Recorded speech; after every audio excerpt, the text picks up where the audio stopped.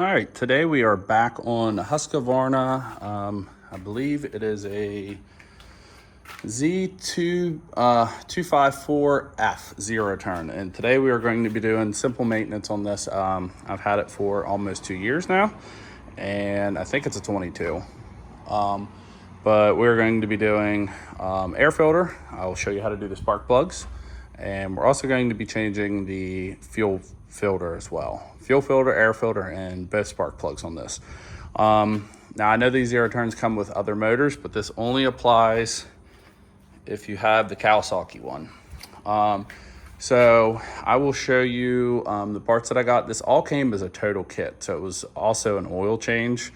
But at the time, the mower was too new to really need plugs and stuff. I don't think it really is still going to need them, but we're going to go ahead and change them anyway because it's at the 2-year mark. I've never touched I don't even know what the air filter looks like. And I'm sure the fuel filter is probably needing change. The whole thing needs a bath too, but I will post up the link for the total tune-up kit that I got. And come spring, I'll probably go ahead and order the same kit. I have zero complaints about it. It came with enough oil. Actually, I don't believe it had enough oil, but it came with an oil filter, it came with some oil, spark plugs, fuel filter, and air filter. So I'll probably buy another generic kit like that. I would like to keep this thing going as long as I can, and I believe it has like 120 hours on it. It has 119, you can't tell, but it's dirty. It's a 7. So almost 120 hours on it, but don't know if it needs done, but since we're at the end of this year, I'm going to go ahead and do it anyway. So let's get into the parts. I'm going to show you what they sent us, and we'll show how to remove all this stuff. Okay, so as promised, up first is the fuel filter. So back here, you're not going to be able to see right below me. There's a little shut-off valve. I'm going to go ahead and turn that off just for the time being. And it's kind of like, I guess, a winterization switch, if you want to call it that. But the flow, if you could see the little line, goes that way. So that's the direction that we are going to go ahead and work on. So I'm probably going to remove the first one. Just move it back and try not to get fuel everywhere. It's probably going to leak. And then just work your way back. Try not to, of course, tear the hose. Might be barbed. No, it's coming off.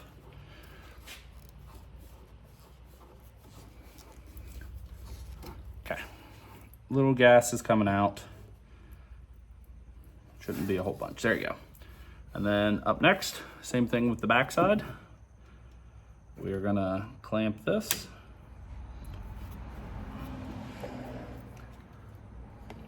Might need, nah, we're gonna make it work. Okay, same thing with this one. This one's probably going to take a little bit to come off because it's been on there for over 2 years. Okay, set that on the ground so we're not getting gas everywhere.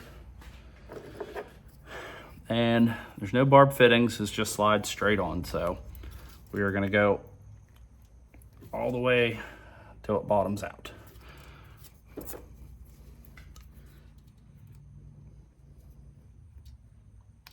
Okay. And same thing with this one.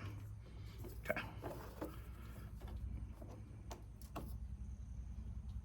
And we're gonna put the clamps in a way that next time I do this, that I'll be able to get to. Okay, we're gonna go ahead and turn fuel back on. It's probably not gonna fill up, but we're gonna go ahead and work on the air filter next. So give me a second to get the camera reset up and we'll get into it. So before we do go any further, I do wanna point out, since you are changing the fuel filter, there's nothing in the line, especially with me turning it off. So it is probably gonna crank a little bit. So I did crank this off camera, but I figured this would be a good opportunity to tell you guys. So sorry for the noise, but as you can watch, I'm gonna zoom in on the fuel filter and you can watch gas filling it up. So you're gonna have to keep doing that. I'm not gonna sit there and keep doing that on film because it's really, really loud, but as you can tell, there's not a whole lot in there. And until that fills up, it's not gonna be able to push the gas to the rest of it. So it's probably gonna crank for a little bit, just be prepared for that. All right, so Next up, air filter. I've never checked this, so I have no idea what it looks like, but let's get into it. So it's pretty easy. There's a tab here, there's a tab there, and it lifts up. So let me pick the camera up. I'll show you what it looks like. It's not the worst, but considering it's never been changed, yeah. So let me get into it. It looks like it might just be a Phillips. Let me set this down though. Actually, this one has a twist nut on it, so you don't even need pliers or anything. I think it would be easier though. I don't know. Let me try to take this off. If there isn't enough room to work, we are going to. I'm going to pull off the bottom hose, but this one just has a twist clamp, which is pretty nice. I don't know. Yeah, there's enough room in there. So, like I said, 2 years I've never checked it. So there is also a bunch of grass there. I'm going to clean this up, make sure you don't get anything down in there, and we're going to go ahead and screw the other one on. So this is actually a pretty nice setup. You don't really need tools to do this, but that's kind of why it's nice to have this pre-filter on there, because it will stop all the fine particles of dust and stuff going in. Let me grab a rag real quick.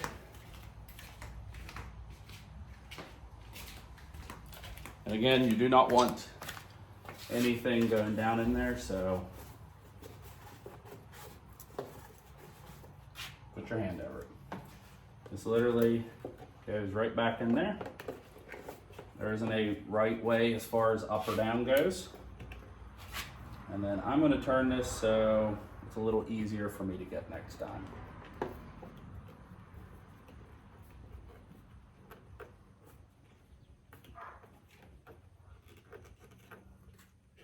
Okay, that's all you need. Big fan of those clamps, by the way. So that's all it is. This whole thing needs cleaned. But there you go. So that one's done. So next year, the only thing I'll probably have to do in the springtime is do an oil change of this, which we already have videos of this, but just close it. I think each side clips, and now we're gonna get into the spark plugs. So this is kind of why I waited for the spark plugs, only because it's not hot anymore. So there's a spark plug on each side of this block down here. So that's what we're gonna get into next. Be very careful with that, because if not, you'll have to probably replace the plug wire, which I'm not trying to do. So I'm gonna go ahead and gap this. I'm gonna set it up on time lapse, and looks like just an extension should get you past this back guard. But let me find out. We'll pull the boot off by hand and start getting the spark plugs out. Okay. We're gonna start with I guess what would be the passenger side of it. I'm just gonna try to get my hand in here so we can evenly pull the boot off. These are gonna be tight because they have not been off ever.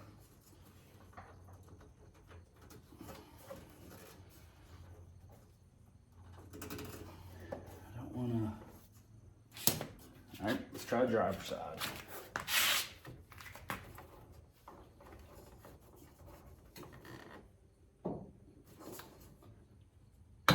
Okay, that's all it is. I'm gonna have to work on the passenger side. I'm trying to be gentle and not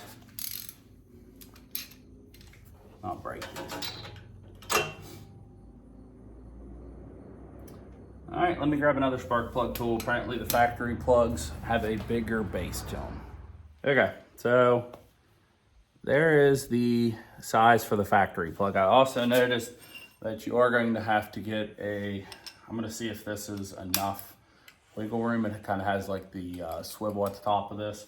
Looks like it gets in the way, but yeah, it looks like if you have one of those, it will perfectly work. So let's pull this one out, see how bad it is. The only thing I'm worried about is, I don't care about the head of the plug, I'm just worried if the thread's in. This is kind of a side effect of buying cheap eBay parts. But this is my first mower that I've actually taken care of. Normally I just run them into the ground, I don't care. So this one's too expensive to do that. So it's not the worst, but it's not the best either. So let me see if the factory plug will, or the new plug that we got will fit into this. And then I will start taking the other side apart. So give me 1 second just to make sure it fits. So this part is important. The new plugs did fit. Like I said, I don't care about what the head, like where it actually, how you attach it to the block, as long as the threads are good. You want to attach it by hand, of course, because you're not trying to cross thread anything in the block. So go ahead and put the swivel back on it. And then when you hand tight this, I don't know if there's a torque spec for it. Just be reasonable, do it by hand. It's nothing crazy.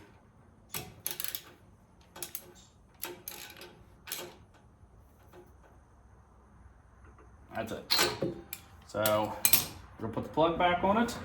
Now when you put this back on, you should hear a little snap. There's a metal piece that goes around the top of the spark plug. Right here, this little piece. So inside of the boot, there's like a little metal cup that's gonna go around that. So you should hear a clip or a click, which means it's a positive engagement. There you go. So same thing with the other side. And let me work on getting this off, and we'll get into taking the last one off, and I'll show you what everything looks like. Okay, I slowly worked it off. Like I said, I was worried about, I wasn't trying to damage anything. Last spark plug, and then I'm gonna set everything up on the workbench. I'll show you guys what it looks like, and I'll show you a video of it running just so you can see everything is good to go. So I don't know what a maintenance shop will charge for this, but it is not worth whatever they're charging. This is something that you can do at home if you have basic tools. This one might be a little more difficult to get. All right, hold on 1 second. Let me get the swivel out. The swivel extension is not enough. All right, so this one's a little trickier. I don't know where my swivel is, so I actually had to slide the socket on first, and then the swivel extension fits, but might have to play with this side. I don't know why this side is any different. But with the right extension and everything, you should be able to get in here. So I'm probably gonna pull my extension off at this point, and we're just gonna loosen the socket by hand. I just wanna show you this, and then I'm gonna go ahead and put the other plug in, and then we'll start it up just so you can see everything's good to go.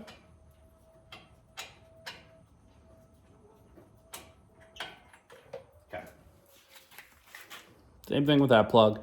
Dirty, it's not super bad, but I'm gonna go ahead and replace it anyway because I have them, so.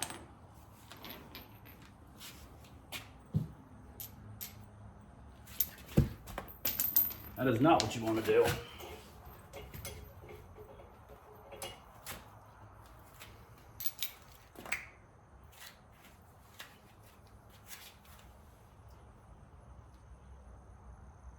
All right, so it didn't fall on the, I was looking to make sure it didn't fall on the probe. So I'm gonna hand tight this one in since it's at a weird angle, and then we're gonna put the extension back on it. Like I said, you wanna make sure this is hand started. You don't wanna cross thread anything in the block. Let me get my arm out of the way. I'm gonna hand tighten this till I can't anymore, and then we're gonna put the extension on.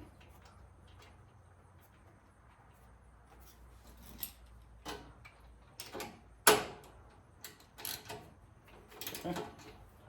Same thing with this side, just enough.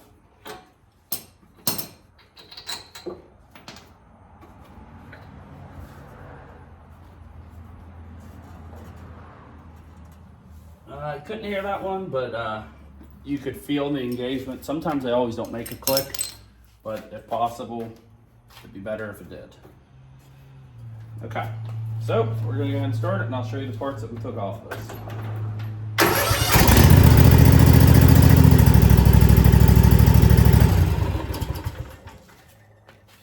Okay, so we are all finished up. Here's both of the factory plugs. They are NGKs. I'm probably gonna change plugs every other year. So, I mean, if those plugs give me an issue with them being whatever brand that is, I'll change them, but they're not terrible. I'm not saving these. These are getting thrown away. Fuel filter. Filter does look like it's dirty inside, so I am kind of glad that I changed this. And then, of course, that is terrible. I don't know if that's a bird feather or something caught fire on it, but yeah, either way, I'm glad I did replace this. So these are the final tools that we ended up using. So I don't know if it's going to zoom. A 1316 spark plug tool. This is a 5/8.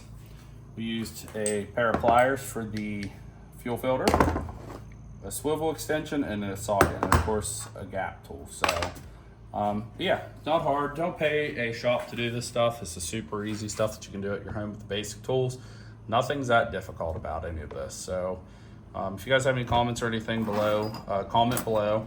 And if you've watched up this part, thanks for watching, and like, share, and subscribe our video. As always, it helps us out.